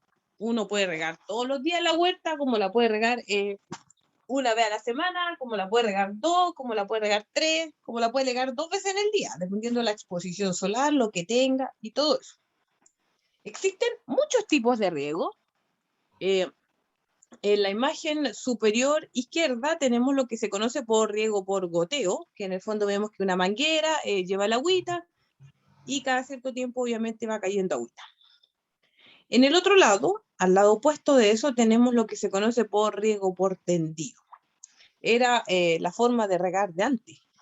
Antes, cuando teníamos agua por doquier, regábamos tendido. Entonces, como que los guasos eran felices regando. Inclusive ese riego, chiquillos, para los que lo han experimentado alguna vez, es como súper tranquilizador, es como súper placentero, porque uno camina por entre medio del surquito, con las patitas en el barro, y como que piensa, conversa con su yo interno. Entonces, es súper tranquilizador. Pero la cantidad de agua que se gasta es descomunal. Entonces hoy día claramente se riega cada vez menos de esta forma porque en estricto rigor el agua como que no se sabe para dónde se fue. Se supone que la materia no se crea ni se destruye, solo se transforma, uno de los principios básicos de la química. Pero como que el agua está de vacaciones, como que se fue para el altiplano, para el sur, como que aquí en Santiago agarró las maletas y se fue de vacaciones, porque de eso no hemos tenido ni lluvia. Entonces hoy día regar por tendido yo lo considero personalmente casi una irresponsabilidad, pero aún así se hace. Después teníamos la última imagen, muestra un riego manual, y aquí digo riego manual porque me refiero a regar con regadera, con el jarrito, con la manguera, con la botella muchas veces, eso se conoce como un riego manual. Es que básicamente va un humano regando. Entonces, estoy tratando de enseñarle a mi Kiltra que riegue, pero no está progresando él en la enseñanza. Pero un día lo voy a lograr para mandarlo a regar por último, pero no, como que termina todo mojado. Le gusta más plantar. He descubierto que tiene un talento más innato para hacer hoyos que para el riego. Pero ahí vamos, ¿sí? ¿Cómo no va a aprender a hacer una huerta?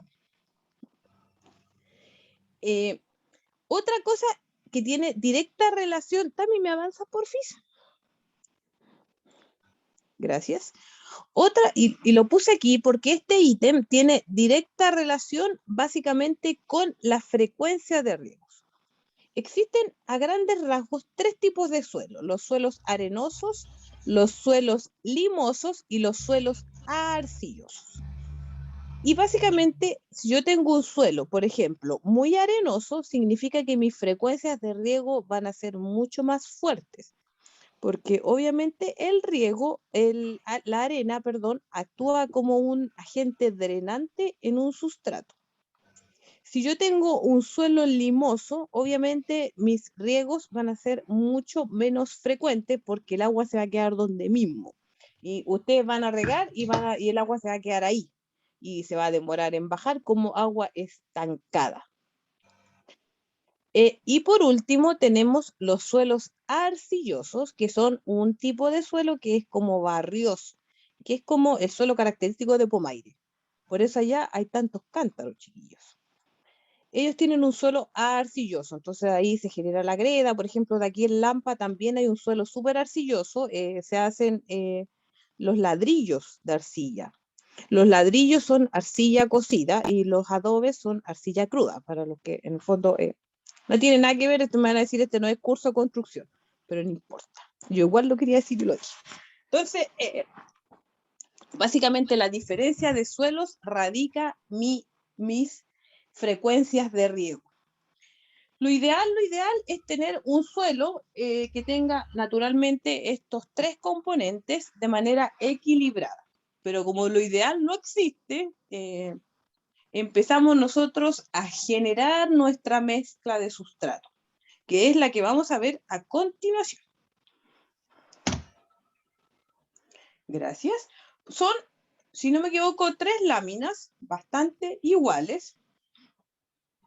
Vemos que el balde no está de muy buen humor, pero en el fondo las quise poner para que ustedes las tengan de referencia, que es la mezcla para hacer armácigo, que la vimos.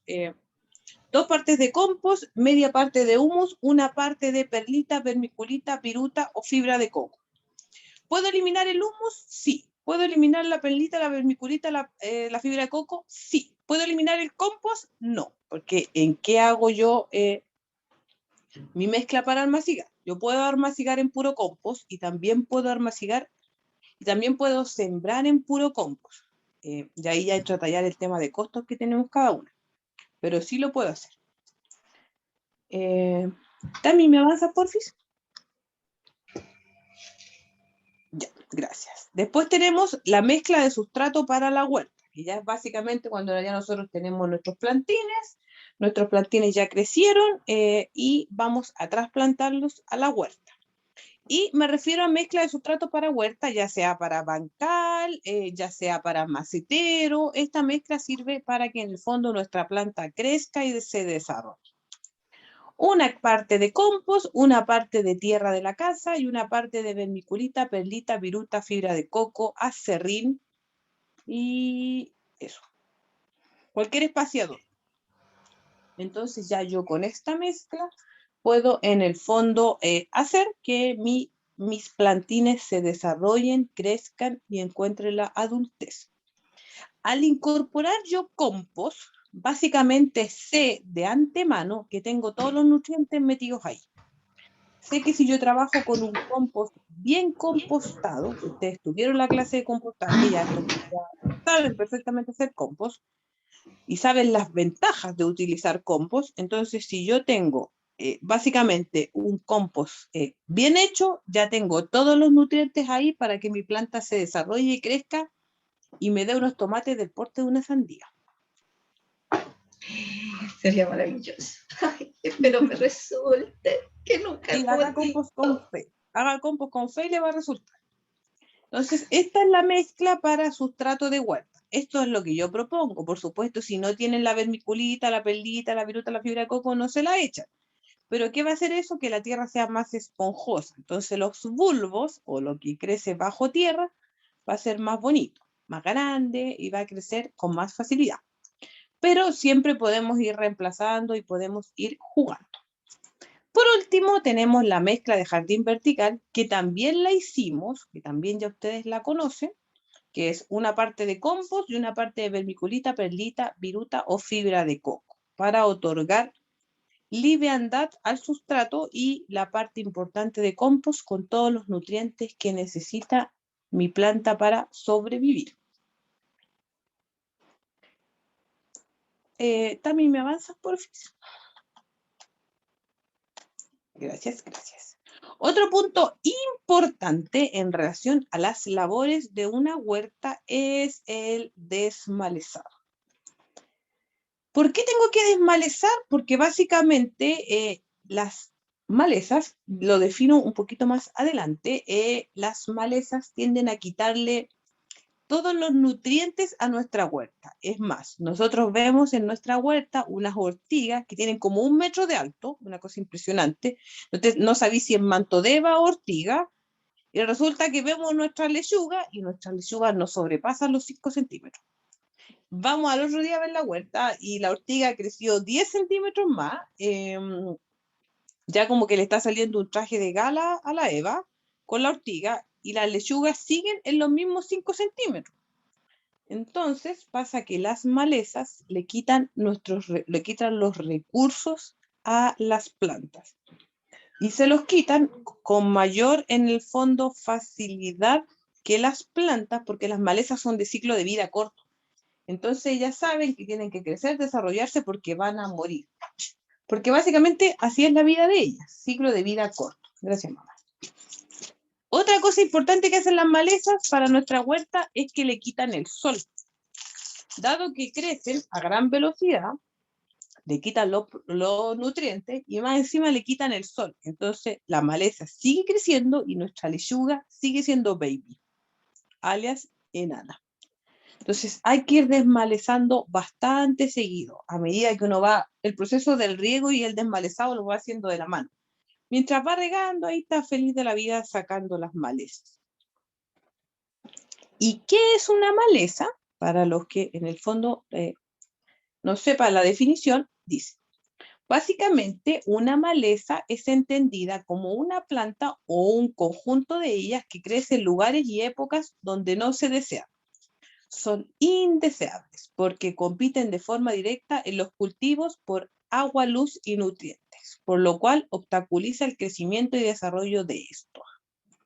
Esa es una definición de maleza. Maleza, chicos, chicas, es un concepto. Yo digo, hoy te voy a desmalezar y a lo mejor alguien te diga, pero no, si yo, eso es pura rúcula y es súper rico.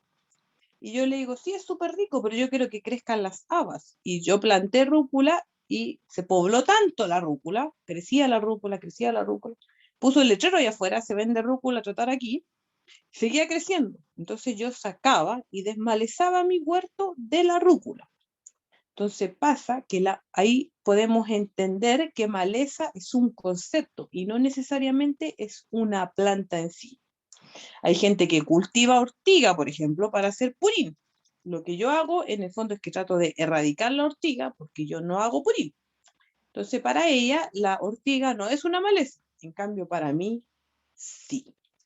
Por eso hay que sacar bastante seguido, hay que ir, en el fondo, erradicando las malezas.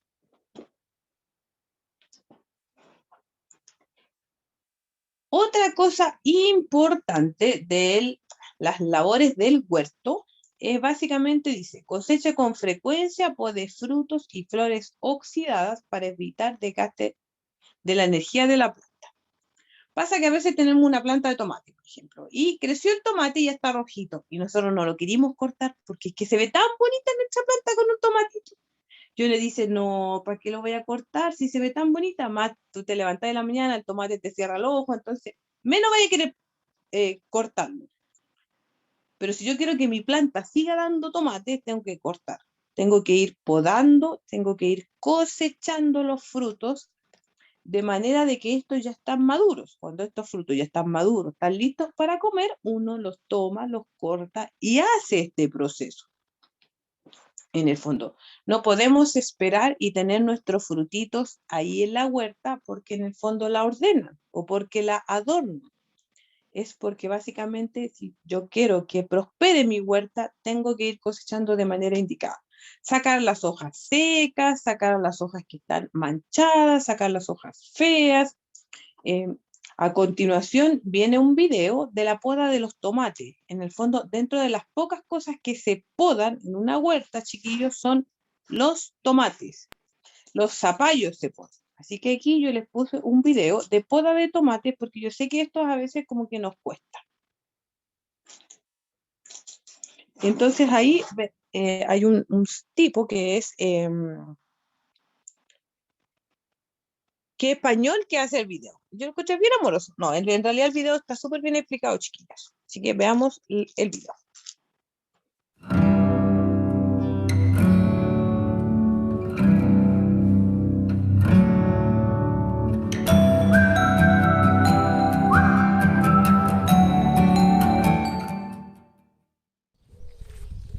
Muy buenas a todos y bienvenidos a un nuevo vídeo del canal.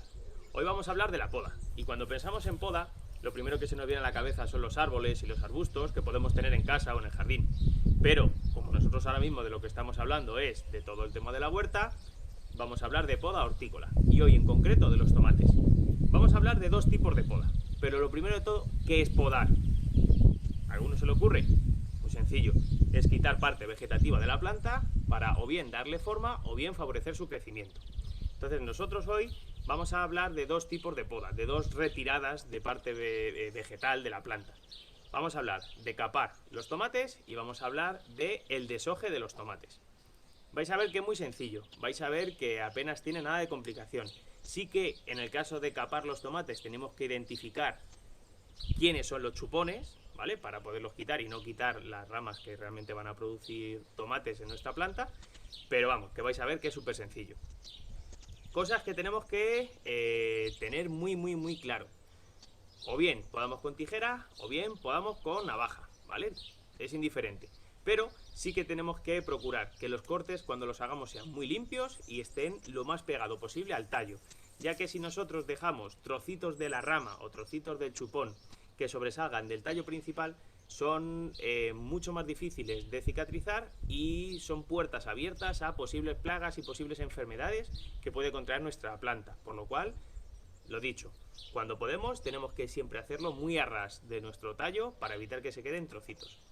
Y para evitar también la propagación de enfermedades, tenemos que tener nuestras tijeras o nuestra navaja, el material que usemos para podar, muy limpio y desinfectado. ¿Qué quiere decir eso? Imaginaros que, por ejemplo, nosotros hemos podado calabacines. Y esos calabacines tienen un hongo que todavía no ha desarrollado, pero que las esporas de ese hongo ya están ahí. Si nosotros cogemos las tijeras, podamos nuestros calabacines, venimos a los tomates y podamos los tomates con las mismas tijeras, estamos traspasando las esporas de ese hongo a nuestros tomates. Y la enfermedad la estamos llevando de una planta a la otra. ¿Cómo lo desinfectamos? Simplemente con un paño y alcohol, se le da un poquito, se desinfecta y ya tenemos nuestras herramientas listas para trabajar.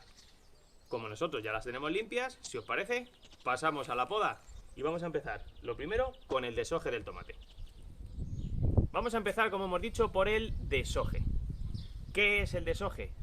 Se trata de quitar las hojas inferiores que tenemos en nuestras plantas de tomate. ¿Y por qué tenemos que quitarlo? Pues son diferentes motivos los que con el tiempo han demostrado que es beneficioso quitar esas hojas. Lo primero, va a permitir que circule mucho más aire por la parte inferior. Daros cuenta que si nosotros quitamos desde más o menos unos 20-25 centímetros hacia abajo todas las hojas que puedan ir creciendo, va a permitir que el aire circule con mucha mayor facilidad por debajo y eso va a evitar que aparezcan enfermedades producidas por hongos, por la humedad y la poca transpiración que se produzca en la parte baja de nuestras plantas. Además, todos sabemos que nuestras hojas, las hojas de nuestras plantas, sirven para hacer la fotosíntesis. ¿Qué es eso? Las raíces absorben todos los nutrientes que hay en el suelo, suben hasta las hojas en forma de savia bruta, es decir, todavía no es alimento. En las hojas se realiza la fotosíntesis por la acción del sol y lo convierten en savia elaborada, que luego se va repartiendo por todas las hojas y eso realmente es lo que nutre a nuestra planta. ¿Qué ocurre? Que si nosotros tenemos toda la parte baja de la planta llena de hojas a las que no le da el sol, no van a realizar esa fotosíntesis, pero sí que van a consumir energía, por lo cual al final es un gasto energético para la planta que realmente no sirve para nada. ¿Cómo se quitan además estas hojas? Como hemos dicho antes, o bien con una navaja o bien con una tijera, pero siempre lo tenemos que hacer a ras de la planta. Yo lo voy a hacer con una navajilla, entonces se trata de apoyar justo en el tallo y se corta. Ya veis que es muy sencillo. Y las vamos a ir guardando en este cubo porque ya veremos qué vamos a hacer con ellas. Vamos otra por aquí y vamos a quitar esta tercera por aquí. Si os dais cuenta,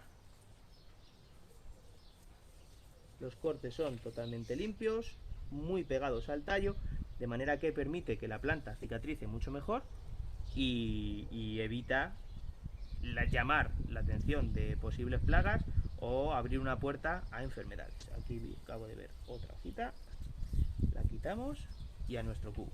Que ya os digo, en este cubo vamos a ir echando las hojas porque en otro vídeo os enseñaremos qué podemos hacer con estas hojas. Otro motivo más por el que quitamos las hojas de nuestra planta, para crear menor necesidad de agua en la planta. ¿Cómo es eso? Muy sencillo. Las plantas respiran por las hojas y al respirar por las hojas lo que hacen es soltar humedad, ¿vale? Es lo que se llama la transpiración de las plantas. Si nuestra planta tiene mucha cantidad de hojas, lo que va a producir es mayor transpiración y mayor pérdida de humedad. Si nosotros quitamos las hojas de la parte inferior, que realmente a la planta no le van a servir para nada, lo que hacemos es que parte de esa humedad que perderían se mantenga dentro de nuestra planta.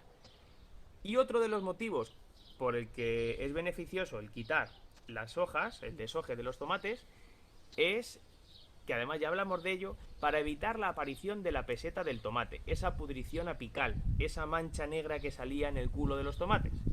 Si os acordáis, cuando hablamos del café y del huevo, también estuvimos hablando de esa enfermedad. ¿Qué ocurre? El calcio es un elemento que va muy despacio por la planta, ¿vale? Le cuesta mucho moverse. ¿Por dónde va más rápido? ¿Por dónde se mueve más rápido? Por las hojas, ya que con la transpiración lo que hace es que ayuda, ¿vale? Ese avance de la humedad ayuda a que avance también el calcio.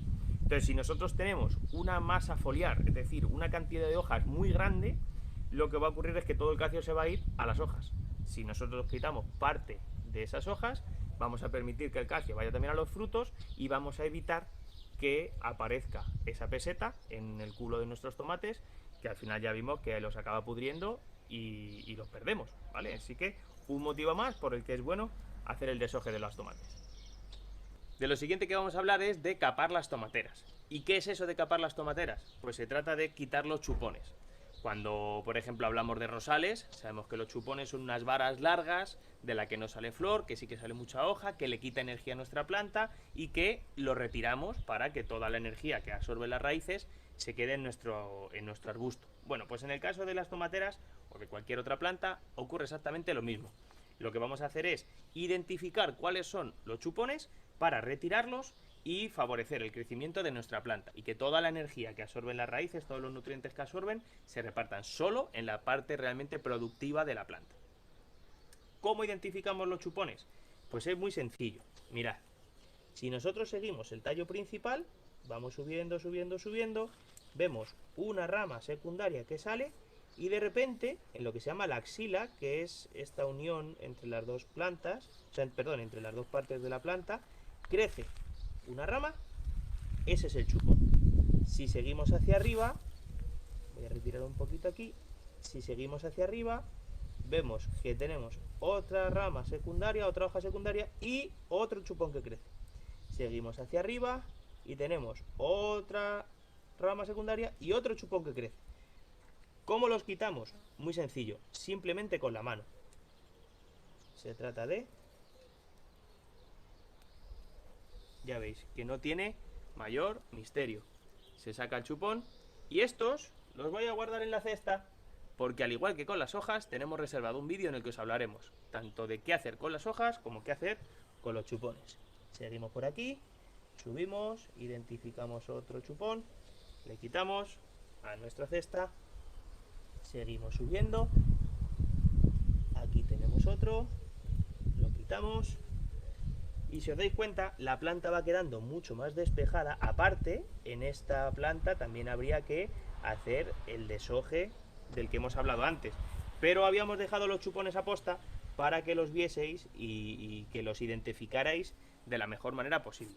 Entonces, vuelvo a sacar la navajilla y rápidamente deshojamos nuestros tomates.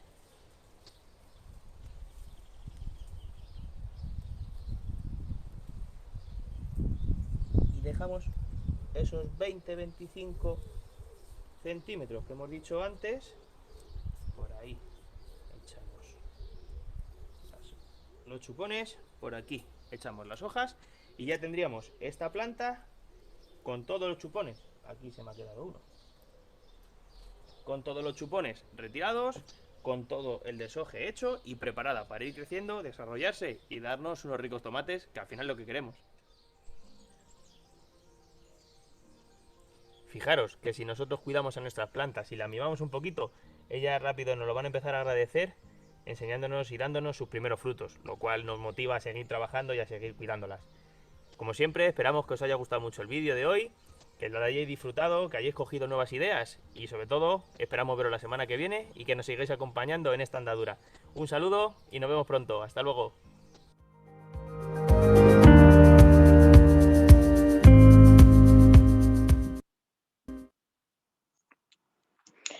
Chiquillos, poda importante para el tomate. Ojo, a veces los manejos en el fondo tienen directa relación en cómo cuidamos nuestras lindas plantitas. Tenemos hasta una como música. Hoy día no es ni viernes todavía. ¿Verdad que esta semana es corta porque tenemos feriado? Ya.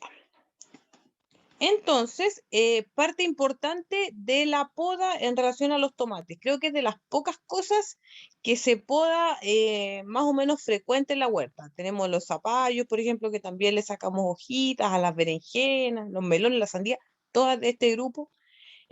Por ejemplo, los pimentones también, siempre hay que tratar de mantener un poquito despejado del fruto, pero siento que la de los tomates en el fondo es de las más relevantes tanto para la sanidad del tomate como para la producción de frutitos. ¿Alguien le quedó alguna duda, alguna consulta en relación al video? Sí, yo no me fijé, o sea, no logré entender cuáles eran las ramitas que, ¿cómo le llamaba él? ¿Varas? No. Chupones. ¿Ah? Chupón. Los chupones. No entendí cuáles eran los chupones porque yo las veía como todas, para mí todas eran iguales las ramitas. Mira, básicamente, ¿cómo se diferencia un chupón de una rama normal? Es que tú tienes el tronco principal de la mata, del tomate en este caso, y después sale una rama lateral. Este principio aplica para todas las plantas. Sale el tronco principal y una rama lateral. En este caso la vamos a desviar a la derecha porque yo escribo con la derecha. Entonces, en el medio de estas ramitas, justo en el vértice, tiende a salir otra rama. Esa es la que hay que cortar, la que va al medio siempre entre el tronco principal y la rama secundaria. No sé si me explico. Está clarito. Sí, usted la entiende, no, yo todavía no logro entender. Mira, cuál espérame, es la... déjame buscar una imagen de un chupón de tomate. Espérame. Para Bueno, poder... yo lo entiendo de esta manera, que está el tallo grueso del tomate y sale la primera ramita y entre medio de esa primera ramita es el chupón. ¿O me equivoco? Mire, voy a activar mi video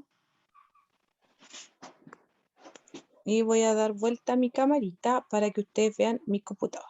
Ya. Acá, ahí por ejemplo, tenemos este que vendría siendo el tallo principal. Después tenemos este que vendría siendo el tallo secundario, que es en el fondo es la rama que sale hacia el costado. Y aquí en el medio vemos que aparecen estas ramitas chicas, que después, por supuesto, esto crece y se transforma en una rama grande. Esto del medio es lo que se conoce como un chupón. Y eso es lo que yo tengo que ir cortando en todas las ramas. Por ejemplo, ahí tengo otra, ¿viste? Tronco principal, rama secundaria, y ahí en el medio, justo ahí, aparece una ramita chiquitita. Ya. Eso es el chupón. Sí, ahora sí entiendo cuál es el chupón. Gracias. Mira, por ejemplo, acá hay otro que precisamente lo tiene la niña o la persona en los dedos. Vemos el tronco principal, vemos que ahí se abre la rama secundaria y ella tiene en los dedos el chupón, que es lo que tienes que arrancar. Generalmente los chupones se arrancan con las manos. Ahí, por ejemplo, también hay otro ejemplo típico. Lo arrancamos con los dedos, no con tijera de podar y no con navaja ni nada por el estilo. Siempre con las manos. Aquí hay otra, que es básicamente esta. Tengo mi rama principal de tomates que sube, Después tengo acá mi hoja secundaria y en el medio aparece otra. Esa es la que yo tengo que erradicar. La del medio, por decir así. Porque esa es improductiva. Solo en el fondo se genera para para consumir los recursos de mi planta y la debilita, al igual que los de la rosa, como decía ahí el relator. También me compartes el PPT, porfa. Gracias. Ya. La siguiente, voy a desactivar mi video para que funcione mejor. Ahí. La siguiente tarea fundamental de la huerta es básicamente la fertilización. Dice, fertiliza o abone la tierra donde se trasplantarán las hortalizas. Evita utilizar abonos frescos como guano y compost inmaduros, ya que esto atrae hongos y al momento de la descomposición absorbe el nitrógeno que está disponible para las nuevas plantas. Cuidado con usar, chiquillos, compost inmaduro, y en los guanos se refiere a guanos frescos. Cuando los guanos ya están secos, no hay problema. Y el compost inmaduro también, porque para terminar de degradarse, más que absorbe nutrientes que lo que entrega. Hace un ratito, cuando yo les comenté acerca de la falta de nutrientes, Tami, ¿me avanzas una? Les dije que más adelante, en la otra PPT, venían los fertilizantes orgánicos y naturales. Aquí están, chiquillos. Dice, los 10 fertilizantes orgánicos caseros y naturales. El estiércol, la piel de plátano, las cáscaras de huevo, los restos de café, también se puede usar orina en algunos casos, recortes de césped, ceniza de chimenea, vinagre, algas y humus de lombriz. Esos son los 10 fertilizantes caseros más utilizados. Aparecen todos, aparecen los 10, por supuesto, en las 3 láminas siguientes, y ahí aparece su uso y básicamente lo que aportan. Yo, por un tema de tiempo, no les voy a leer los 10, pero se los dejo acá, obviamente, para que ustedes después bajen la presentación y los lean. Entonces, cuando a su huerta, por ejemplo, le falte potasio, perfectamente le podemos echar pieles de plátano o cáscaras de plátano. Entonces ahí hacemos un hoyito, como les comenté en delante, y lo podemos incorporar. Si me preguntan a mí, el mejor sin duda, humus de lombriz. Siempre si tenemos una huerta pobre en nutrientes, echemos un par de kilos de humus de lombriz, revolvemos, perdón, se me había ido la palabra, revolvemos y nos va a quedar una huerta en el fondo más equilibrada. La siguiente, también me avanza hasta la 17, por favor. Porque en el fondo ahí muestra todos los 10 fertilizantes. Esta, por ejemplo, también es una mezcla entre la imagen anterior y la falta de nutrientes. Yo esta, por ejemplo, quizás esta lámina sería una lámina que yo también recomendaría para tener a mano. Por ejemplo, dice falta de azufre y al ladito aparece la solución. Falta de nitrógeno, aparece la solución. Falta de, por ejemplo, hierro, aparece la solución. Entonces yo recomiendo que esta lámina también podríamos mantenerla a mano. Es un resumen de las 3 diapositivas anteriores, más la diapositiva que presenté en plagas y enfermedades, donde podemos ver la falta de nutrientes. Nos quedan ya. Nos quedan básicamente, chicos, recomendaciones. ¿También me avanzas por fin? De lo que usamos en una huerta, como son, por ejemplo, los protectores, que son básicamente diferentes mallas o tapados que usamos para proteger nuestros huertos de diferentes cosas. Ay, perdón, me dio por estornudar. Por ejemplo, podemos usar mallas para, en el fondo, proteger nuestras fresas de las aves, por ejemplo. Podemos usar plástico para proteger nuestros cultivos del frío. También podemos ocupar estas mallas racher, por ejemplo, para proteger nuestros cultivos del sol. Entonces, si nosotros queremos extender, en el fondo, la estación de nuestras plantas, ocupamos estos protectores. Entonces, para en el fondo que la vida de útil de nuestras plantas esté mejor. ¿Me avanzas, Tami, por favor? Por supuesto, esto es importante, control de insectos con insecticidas orgánicos para así evitar consumir, para así poder evitar, perdón, la espera para consumir nuestras hierbas hortalizas. Esto ya es materia más que aprendida, chiquillos. Obviamente el control de plagas e insectos en el fondo en la huerta es importantísimo. Lo vimos a grandes rasgos en el Power pasado. Esto es, por supuesto, las labores de mantención de una huerta y tenemos que tener muy presente eso. Por último, nos queda el uso de tutores. Básicamente son estos como palitos que posicionamos para ayudar en el fondo a que nuestras plantas se desarrollen y tengan la suficiente firmeza para que dé hartos frutos. ¿Dónde utilizamos tutores? Usualmente en tomates, en habas, en arvejas, chiquillos, en zapallo también podemos usar tutores. El otro día vi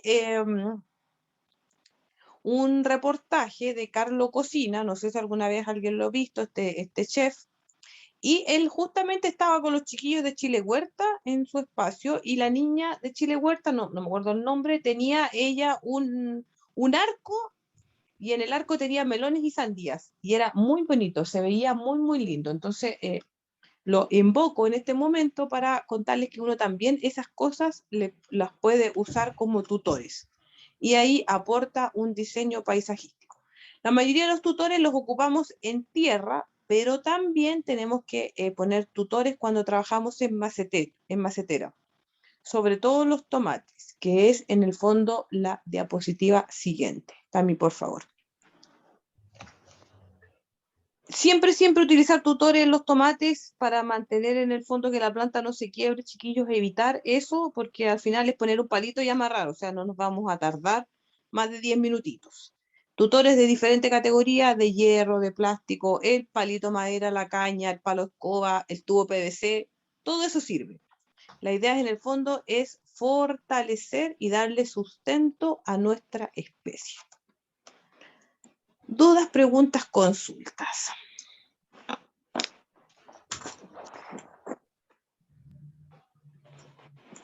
Los escucho. Había hablado de la ceniza, ¿cierto? Sí. Estas solamente sirven las cenizas que uno quema madera, no puede ser el carbón. Sí, también. Por supuesto, sí, también. El carbón es una madera que en el fondo está combustionada hasta la mitad, por decir así, está combustionada con poco oxígeno, entonces se generó este carbón. Pero sí, sirve perfectamente el carbón. Puede ser madera, ceniza de madera, ceniza de carbón, no hay ningún problema con eso. Ya, y ¿se le echa por directo en la planta o alejada de la planta? Siempre se echan bastante alejadas del tallo de la planta, nunca se echan en el fondo muy pegadas al tallo porque pueden, todos los arbonos, en el fondo, al ser un químico, en el fondo puede quemar o puede lastimar en el fondo la estructura de la planta, entonces siempre se echan alejaditos, nunca se echan en el fondo arriba de la planta, por decir así. Solo los abonos foliares se echan en las hojas, el resto de abonos no. Gracias. Súper. Parece que no tenemos más preguntas. Ya. Chiquillos, chiquillas, pequeños, no sé si pequeños. Para ir terminando, nuevamente al principio les comenté, para los que quizás no se habían conectado, que tenemos clases presenciales el día jueves en el Canelo Nos de 6 a 4. Perdón, de 4 a 6. Se me dio vuelta el reloj. Entonces, ¿quién de los presentes no puede ir? Por supuesto, excluyendo a los que ya me lo dijeron al principio de la clase. Para los que se conectaron recién o no escucharon la noticia, ¿quién de los presentes no puede ir al Canelo Nos este jueves o así también el resto de las clases prácticas que tengamos? Hola, buenas tardes. Yo no puedo asistir presencialmente. Hola, se escucha súper, súper despacio. ¿Y ahora? Igual de despacio. ¿Se escucha? Ahí se escucha un poquito. Ya, yo no puedo asistir presencialmente. Ya, ¿y cuál es su nombre? Jessica Esteban. Jessica. ¿Y no puedes ir solo esta semana o no puedes ir nunca? Por lo menos por ahora no. No sé si más adelante. Ya. Ya, muchas gracias. Chiquillos, ¿alguien más que no pueda ir, que no pueda participar, ya sea este jueves o todas las o todas las que quedan en el fondo? Hola, profe. Hola. Yo, Hola. Alejandra Neira, Hola, por Alejandra. temas de pega, yo trabajo en la casa, entonces, aparte estoy con mis niñas, tengo dos niñas chicas, entonces se me hace imposible me encantaría ir a las clases presenciales, pero no puedo. Entiendo, súper, ya. No, sí, en el fondo es como para saber en el fondo con cuánta gente va a ir y cuánta gente voy a contar, para un poco armar los equipos, en el fondo para proyectar la clase, para proyectar la clase presencial, porque igual es una proyección completamente diferente. Claro.